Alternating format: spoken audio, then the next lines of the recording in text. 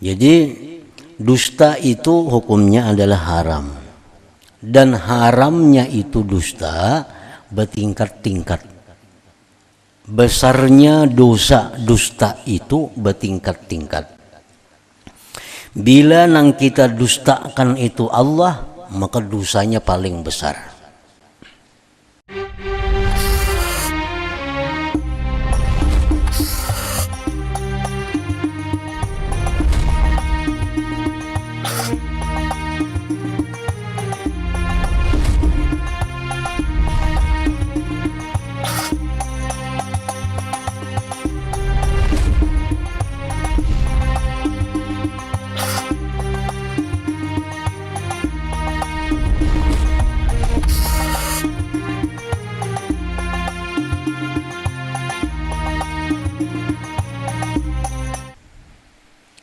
Wal yubalik, dan hendaklah bersangatan seorang murid, hendaklah bersangatan seorang murid tadi bi hifzil lisan, pada menjaga mulutnya, menjaga tutur katanya. Fa inna jirmahu, bahwasanya bendanya itu mulut, sagirun halus kecil, wajurmuhu, dan dosanya kabirun besar. Mulut itu halus saja barangnya, tapi punya berbuat dosa maka dosanya ganal. Wajurmuhu kabirun. Jadi ujar para ulama mengatakan bahwa hikmahnya Allah Subhanahu wa ta'ala, kenapa maulah mata dua, maulah telinga dua, mulut sebuting. Artinya supaya manusia itu banyak melihat, banyak mendengar, sedikit berkata-kata.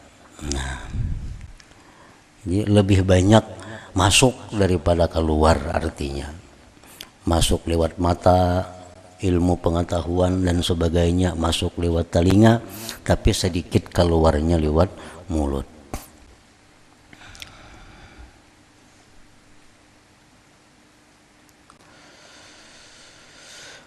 Falyakuffahu anil kazib, maka hendaklah dia mencegah mulutnya, lisannya, pertama daripada dusta. Dusta itu artinya mengkhabarkan sesuatu yang bukan kenyataannya. Itu dusta.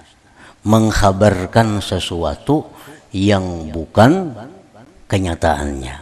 Itu disebut kazib, dusta itu. Nah, dusta ini pada dasarnya hukumnya adalah haram. Nah, dusta itu pada dasarnya hukumnya adalah haram. Macam babi itu pada dasarnya dagingnya itu dimakan haram. Nah, namun dusta ini dalam sedikit keadaan ada hukumnya itu wajib.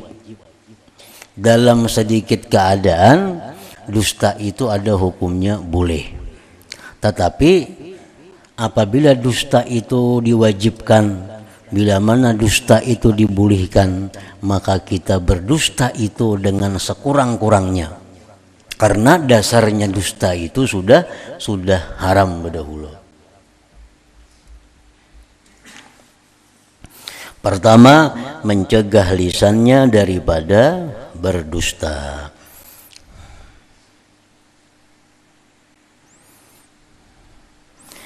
Wal ghibati, dan ghibah.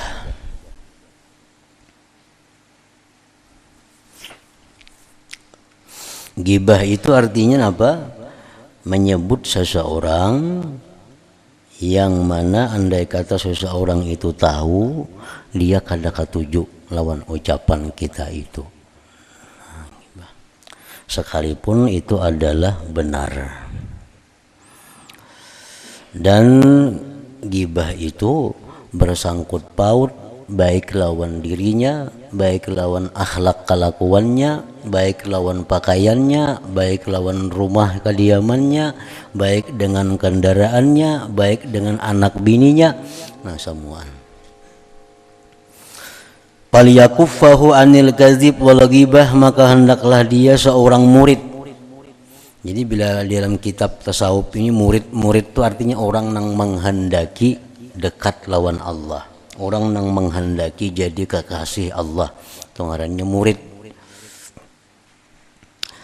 Maka mencegah si murid akan lisannya, mulutnya, pertama daripada dusta, wal ghibati ghibah, wasairil kalamil mahzur, dan sekalian perkataan yang dilarang. Jadi dusta itu hukumnya adalah haram, dan haramnya itu dusta bertingkat-tingkat. Besarnya dosa dusta itu bertingkat-tingkat. Bila nang kita dustakan itu Allah, maka dosanya paling besar. Contohnya Allah berfirman ini, padahal kadang-kadang itu Tuhan berfirman, nah ini berdusta ngarannya. Nah itu paling besar dosanya. Nah kemudian yang kedua, berdusta atas nama Nabi.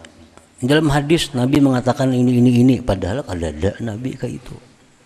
Nah ini paling besar dosanya, yang nomor 2. Yang ketiga, dusta merugikan orang lain. Dusta merugikan orang lain, mendustai orang lain jadi rugi.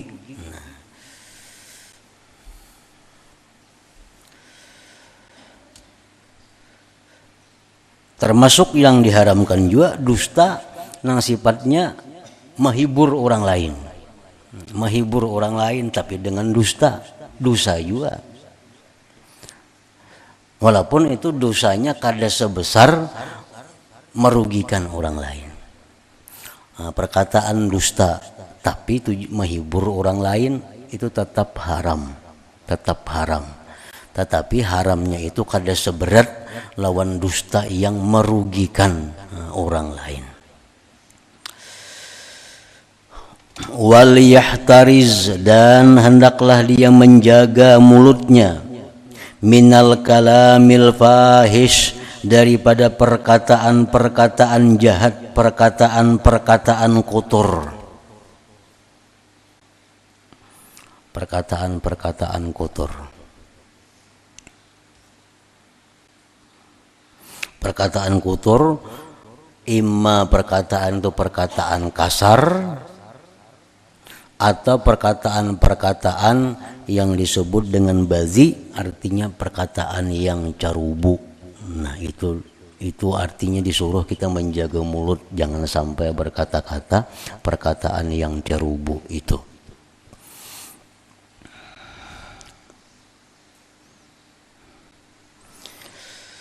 Wa minal khawdi fi ma la ya'ni, dan seorang murid itu hendaklah menjaga daripada memperbincangkan pada sesuatu yang tidak bermanfaat akan dia. Nah, seorang murid itu hendaknya menjaga juga mulutnya daripada memperbincangkan hal-hal yang tidak ada memberi manfaat kepadanya. Wa illam yakun muharrama, sekalipun perkataan itu tidak diharamkan. Sekalipun perkataan itu tidak diharamkan.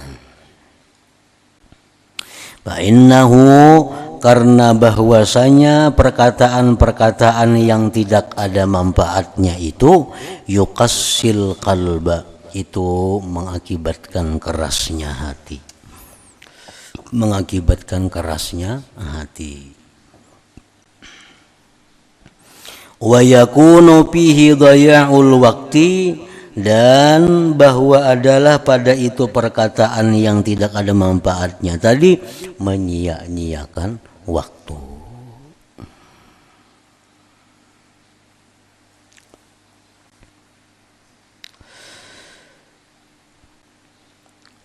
Bal yang bagi lil muridi, bahkan sayugianya semestinya bagi seorang murid, an la yuharrika lisanahu, bahwa dia tidak menggerakkan lisannya, illa kecuali bitilawatin membaca Quran, au zikrin atau zikir, au nushin li muslimin atau memberikan nasihat bagi orang muslim, au amrin bima'rufin atau menyuruh kebaikan, au nahyin an munkarin atau mencegah dari kemungkaran, au syai'in min hajati dunya atau sesuatu dari hajat keperluan dunianya, allati yasta'inu biha, yang mana dia mendapat pertolongan dengannya itu hajat dunia, ala ukhrahu, atas akhiratnya. Jadi dibolehkan bahwa kita bertutur kata sesuatu yang merupakan kepentingan dunia, tapi yang membawa kita pertolongan kepada akhirat.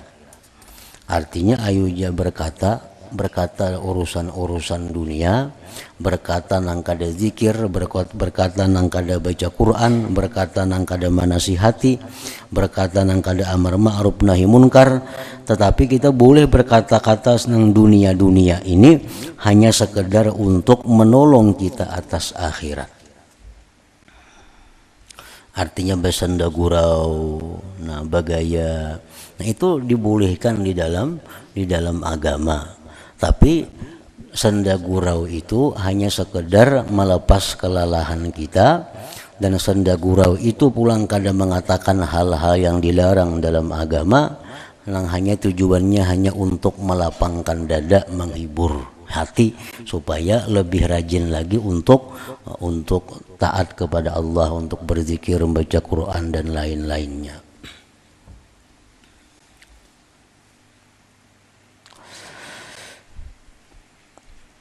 Artinya kita boleh bersenda gurau, jangan sampai kita itu disebut sebagai orang nang ketujuh bersenda gurau. Itu apa ngarannya, batasannya. Kita boleh bersenda gurau, pertama nang disenda gurau kan itu bujur, benar, kada dusta. Nang kedua bersenda gurau itu kada mengganggu orang lain. Nang ketiga bersenda gurau itu jangan melampau batas. Arti melampau batas itu apa? Kita dianggap orang nang suka bersenda gurau. Nah itu kada boleh lagi jadinya. Nabi kita pun dalam beberapa riwayat ada beberapa kali beliau itu bersenda gurau. Tapi senda gurau Nabi jadi pertama benar, nah yang kedua kada melampau batas. Kayak ada seorang perempuan tuha datang lawan Nabi. Menjadi perempuan Tuhan ini, ya Rasulullah, doakan pang ulun supaya ke surga. Doakan ulun supaya ke surga. Lalu ujar Nabi, orang tua kalau kawa ke surga mati. Nah, orang tua kalau dari surga mati. Nah itu kan ucapan Nabi itu bagaya bersenda gurau. Di surga itu manusia kada ada lagi nang tuhanya. Semua umur 30-33 tahun, laki-laki, bini-bini. Jadi mana tuha-tuha di dunia ini andai katanya mati ke surga dianumakan dulu hanya bisa masuk surga.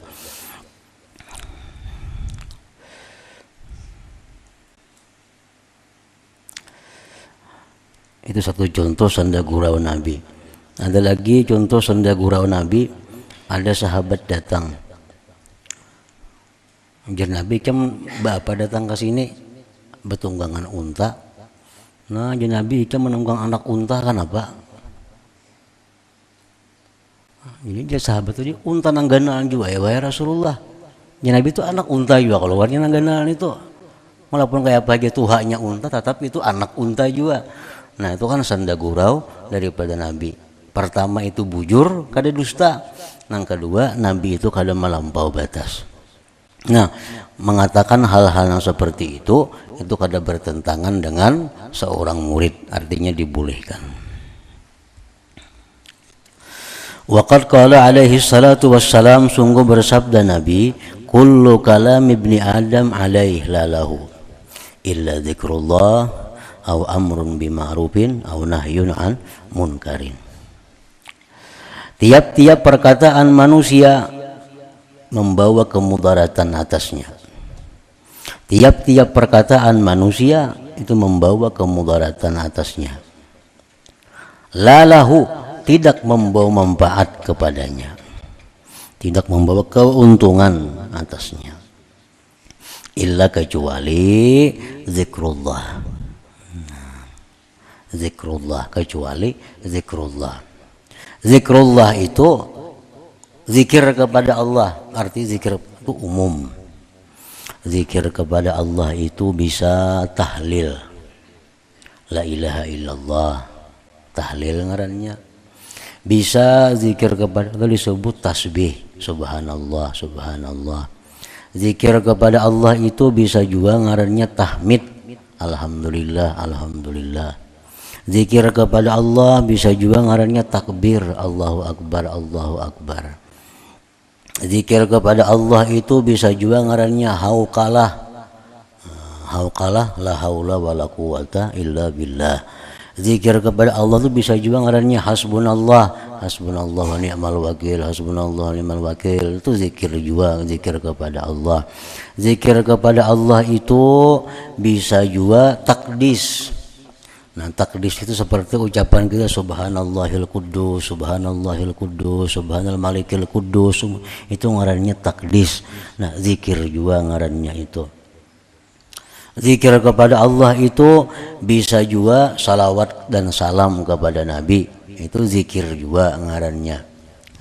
Nah, zikir kepada Allah juga memberikan nasihat kepada seorang muslim, itu disebut zikir juga. Nah, apalagi mengajarkan, menunjukkan kepada kebaikan, itu ngarannya zikir kepada Allah juga. Nah, jadi zikir itu bukan hanya sebatas perkataan Allah, Allah, Allah, atau la ilaha illallah aja kada. Tapi zikir itu adalah umum. Jadi sebagian ulama ada mengatakan bahwa nang disebut ngaran zikrullah itu nang bila di situ ada tabuat Allahnya. Nang di situ ada tabuat Allah. Ya, la ilaha illallah, ada Allah. Kalau Allahu akbar, alhamdulillah, subhanallah, la haula wala quwata illa billah. Apalagi hasbunallah wa ni'mal, ada juga Allahnya. Allahumma salli ala sayyidina Muhammad, ada juga. Nah, jadi setiap ada kalimat-kalimat nang ada Allah, itu ngarannya zikir kepada Allah. Nah, itu ada pendapat ulama demikian. Ada lagi pendapat ulama mengatakan bahwa ngaran zikir kepada Allah itu adalah perkataan-perkataan kita yang itu diridhai oleh Allah. Perkataan-perkataan kita yang membawa pahala itu disebut zikrullah ngarannya. Nah, ada juga pendapat itu. Jadi kullu kalam ibni Adam, semuaan ucapan manusia itu memudaratkan dirinya, tidak menguntungkan, kecuali yang menguntungkan itu zikrullah, zikir kepada Allah. Nah, hanya menguntungkan itu. Termasuk kita melayani tamu dengan ucapan-ucapan yang membuat tamu itu jadi nyaman, itu zikrullah. Nah, kita misalnya kedatangan tamu, lalu kita bertutur kata dengan tamu dengan tutur kata yang membuat tamu itu nyaman, yang membuat tamu itu jadi lapang. Nah, itu zikrullah juga ngarannya, zikrullah. Au amrun bima'ruf, atau menyuruh kebaikan, au nahyun an munkar, atau mencegah dari kemunkaran. Mencegah kemunkaran, kamu jangan kayak itu kada boleh. Nah, itu zikir juga ngarannya. Nah, itu aja yang menguntungkan kita.